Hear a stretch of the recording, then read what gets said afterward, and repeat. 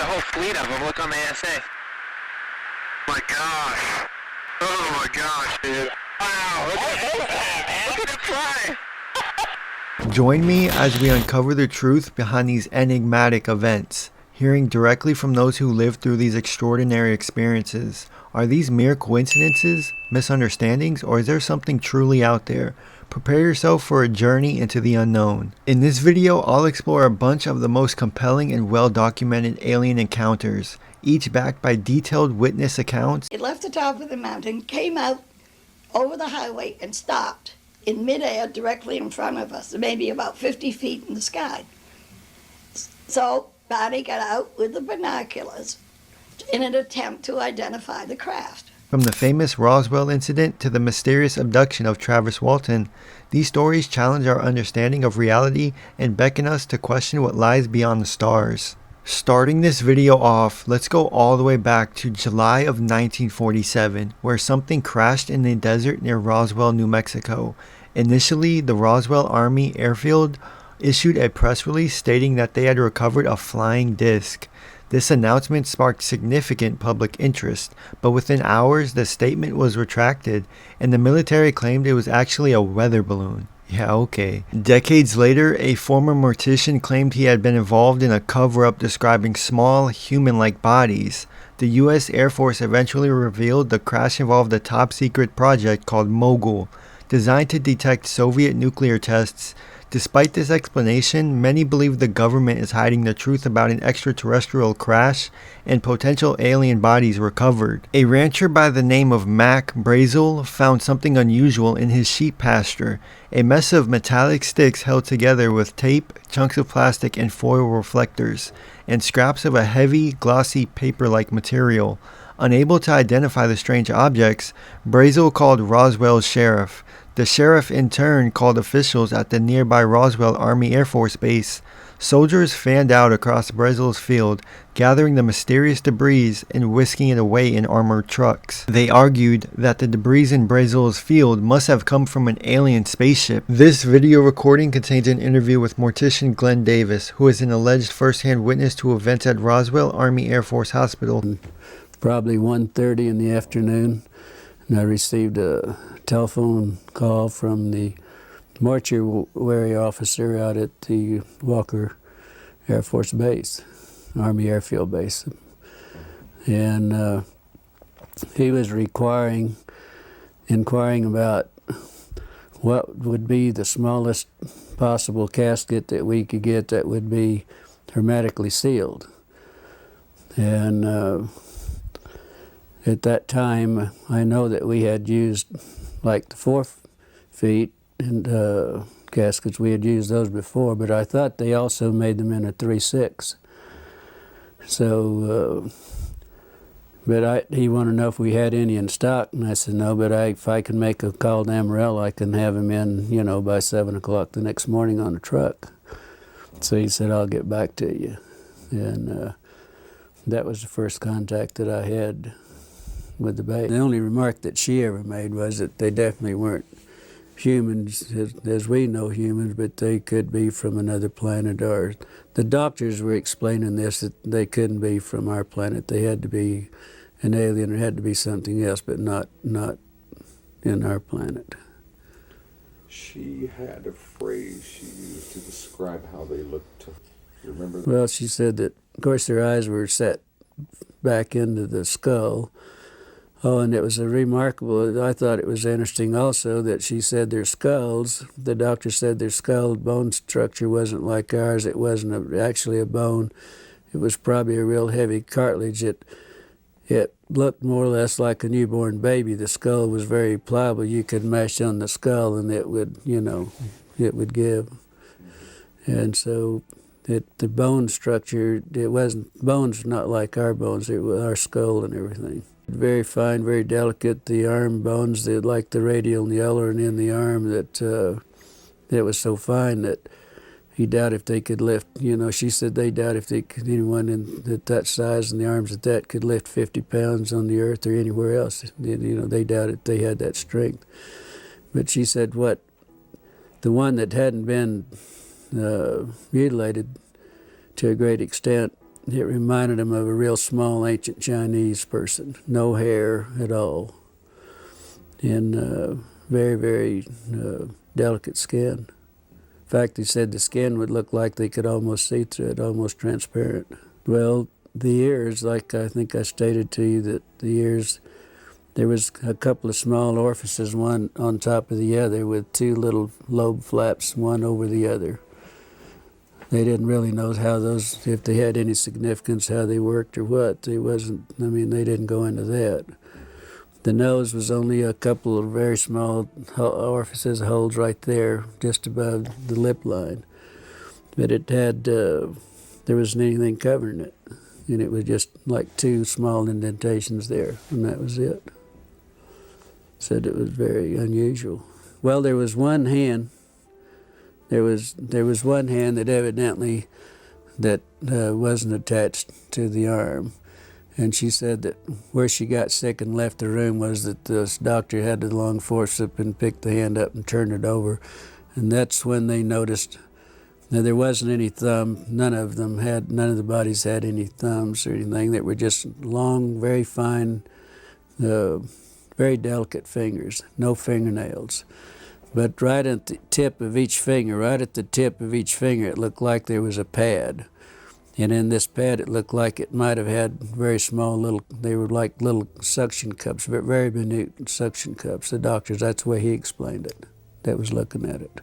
What would you do if you had to ship one out? And but you couldn't do anything to it. I mean, that you couldn't, do any treatments or anything, what would you do? I said, the only thing you could do that I would suggest, that first thing, if you have a problem, don't want to destroy any of the tissue, any blood cells, anything that you don't want to destroy, I would suggest that you contact a pathologist. And I said, I'm sure the Army Airfield, somebody's got some pathologists around. I didn't know that they had one in Roswell, but I said, if I were you, I'd call a pathologist and ask him how he would like to have it done, or whatever you're going to do, or whatever it is. You better do what the pathologist, because he's the one that's going to do the autopsy and make the reports.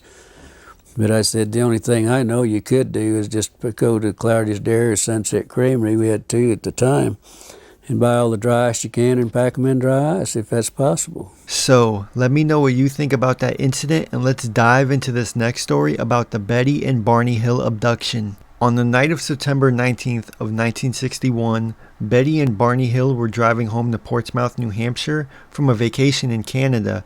They noticed a bright light in the sky that seemed to follow them. Eventually, they stopped to observe it, and Barney saw humanoid figures through his binoculars. Barney got out with the binoculars in an attempt to identify the craft.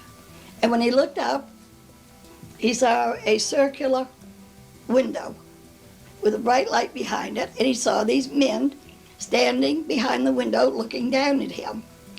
And at that point, the craft began to descend, and he became frightened. Ran back to the car saying he thought they were trying to capture him. So we got in the car and we went speeding down the highway to avoid capture. And as we're driving along, there's beeping sounds. That sounds like something was hitting the trunk of the car, and the car vibrated. And then we drove along for about another 30 miles when Barney turned off onto a side road. And here were the group of men he'd seen on the craft standing in the middle of this road, blocking our way. And naturally, he had to stop the car. And they came up in two groups, took us out of the car, passed in the woods to where the craft was on the ground. Yep, they spoke English in a limited way. Like, a foreigner coming here and not too well acquainted with our language. Well, when we got up to the door, I was not going to go in. So I socked him. You punched the entity? Yeah. In fact, I put up such a battle that my dress is badly torn. And he said, come on. All we want to do is some simple tests. And as soon as the tests are over, we'll take you back to your car and you'll be on your way. They're a form of human being. They were a form of human being. Right. Did they have cat-like or Cheshire-like eyes? They had larger eyes than ours, smaller nose, and smaller mouth. No protruding part of the ear and no hair. So But no, they're people. We gave them different names to identify him. Now, I don't know if he was the leader or the interpreter, but we called him the leader. And then there was the one who did the testing. We called him the examiner. There were 9 others who stayed out in the corridor, and we called them the crew members. I went in to a corridor, and then I was taken into a room, and I had to step up because the level of the floor was above the corridor, and it was an oval-shaped door like we would see on a ship. Actually, they wanted to find out how we were like them or different from them physically. Mm-hmm. Yeah.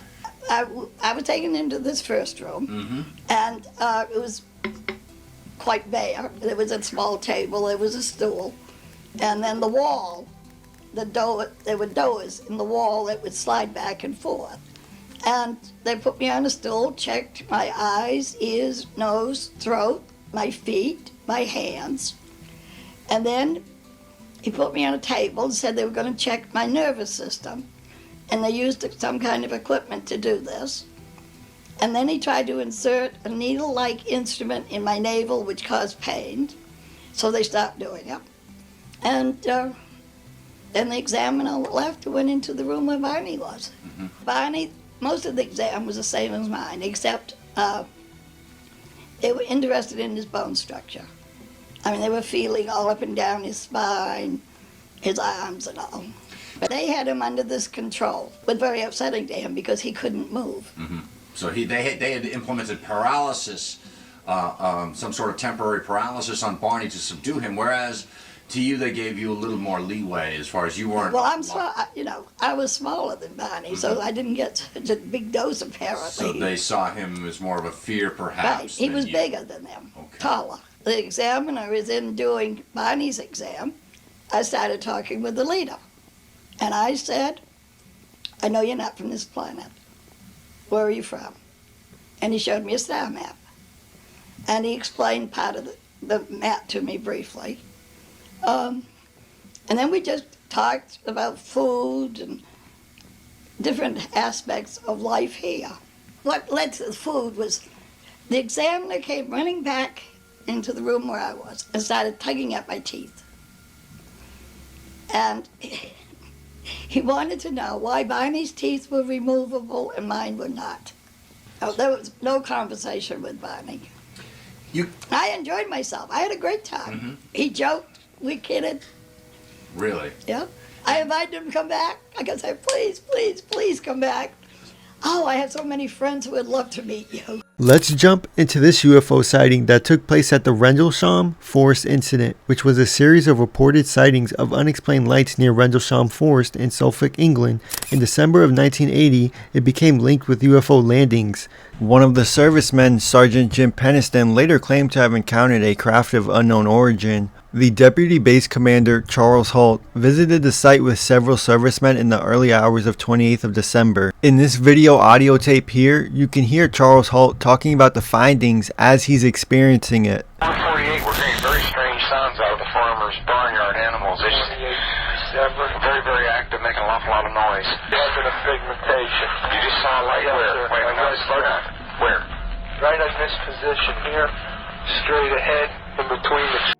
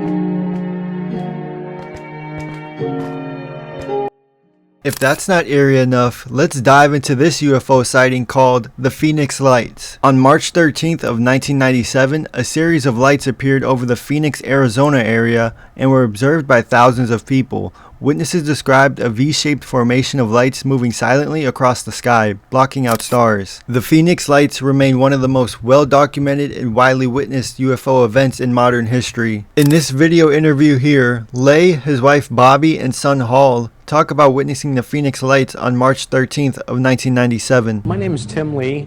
This is my wife Bobby and my son Hal. Back in March 13th of 1997, we were witnesses to seeing a UFO, an actual craft, fly directly over a house.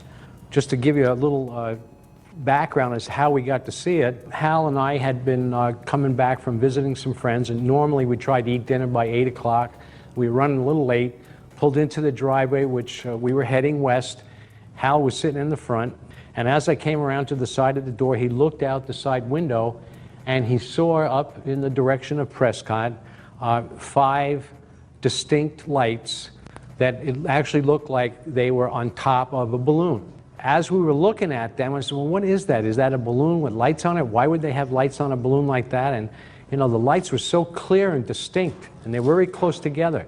But as we watched them, then we could see that whatever this was coming towards us because the lights, the distance between the lights started getting greater and greater. At that point, he ran in the house and got my wife Bobby to come out and take a look and see what was going on. So when Bobby came out, we're standing there watching. My grandson, who's older than Hal, he was also there. And we watched these lights. I'd say the time it took from when we first spotted them until this thing actually went over a house was about 10 or 12 minutes. And this thing never wavered once. It always came directly straight at us. As we were standing there watching it, after a few minutes, maybe 6 or 8 minutes, I'm not sure, all of a sudden, instead of being 5 lights in a round arc shape, that lead light seemed to come out in the front, and now it looked like a V formation flying towards us. I remember talking with Bobby as we were watching it. We were saying, what could that possibly be? And I said, well, maybe it's a formation of helicopters. And you know, then I'm looking at the lights, and as they're getting further and further apart, the relationship between the lights never changed. They got further apart, but the individual distance between the lights always remained, so to speak, in the same relationship. They were perfectly even. They didn't move up or down, and I was saying, wow, if this is a formation of aircraft, who's ever flying this, I don't know how they're staying so tight in formation. So as it got closer and closer and the lights were further and further apart, I began to think, well, maybe this is, you know, some kind of object, and that it had to be pretty big.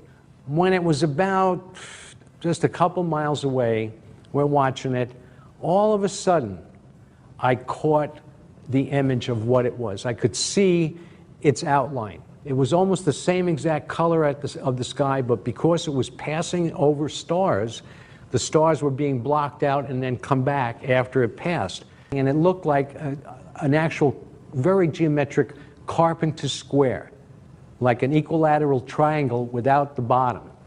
And in each arm were 2 lights evenly spaced, and in the very tip was one single light. And these lights were perfectly round and perfectly white light. The tip of this thing was like sharp as a tack, and the 2 tail ends were squared off perfectly. As it came closer and closer, we realized that it was coming straight at us. It was going to come right over us.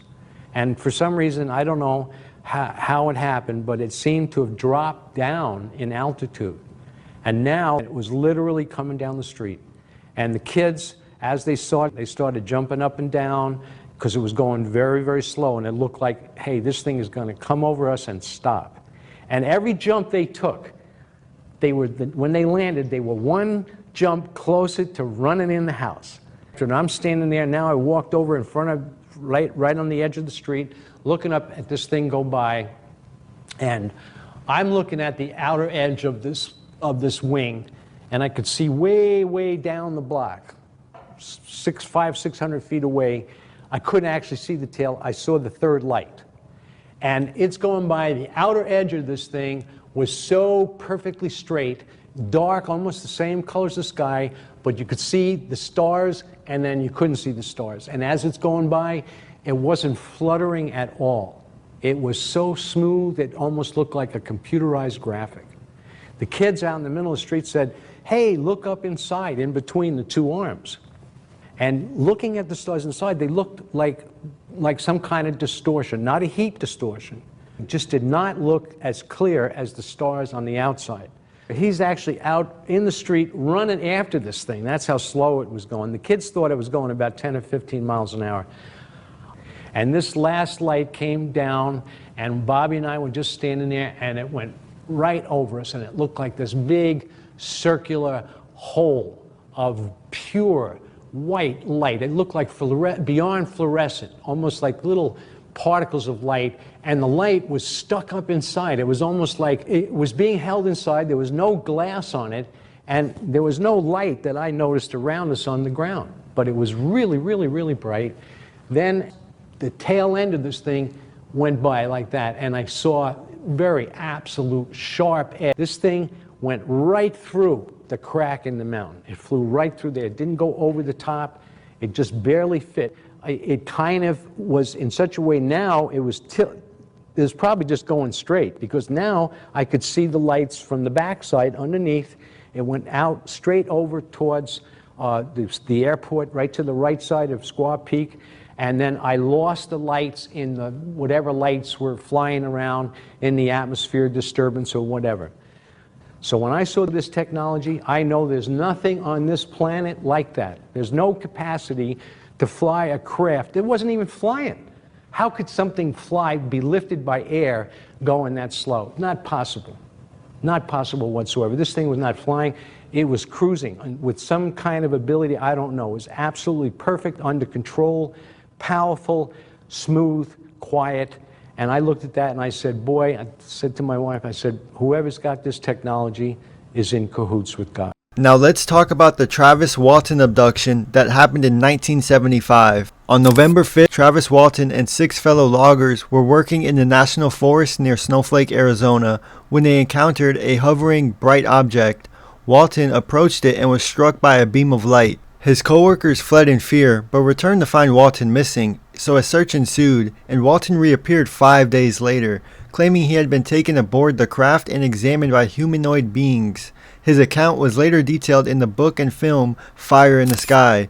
Walton and his co-workers passed multiple polygraph tests, adding credibility to their story. I regained consciousness. I was looking up at a light shining down on me from the ceiling. I could tell I was leaning up on a bed or a table or something, because the ceiling was close. I was in a lot of pain. I couldn't quite bring myself totally awake. What type of pain? What parts of your body? It was kind of like in my head, but just all over it. I can't describe it. And I believed that I was in the hospital, and I was looking up at the ceiling, and I didn't make any attempt to move because of the pain I was in, but I felt something laying across my chest, and I looked down, and it was sort of a flat thing that kind of curved across like that, and I couldn't focus my eyes very well, but I looked beyond the top edge of the thing that was laying across me, and I saw 2 men leaning over me. They weren't really men. They were a lot like they were a lot like men, but they weren't quite human. What did they physically look like? They were had kind of underdeveloped features and no hair of any kind, and they were dressed in kind of a brownish orange. How tall were they? They were slightly shorter than myself. What type of clothing was it dressed? It was sort of a loose cover-off. I didn't see any buttons or anything like that. Are these incidents glimpses into a reality beyond our comprehension, or simply the products of vivid imaginations and misunderstandings? What do you think? Are we truly alone in the universe, or have these witnesses experienced something extraordinary? Let me know your thoughts in the comments below. I'd love to hear your theories and any stories that you might have. Thank you for watching, and until next time, keep looking up because the truth is out there.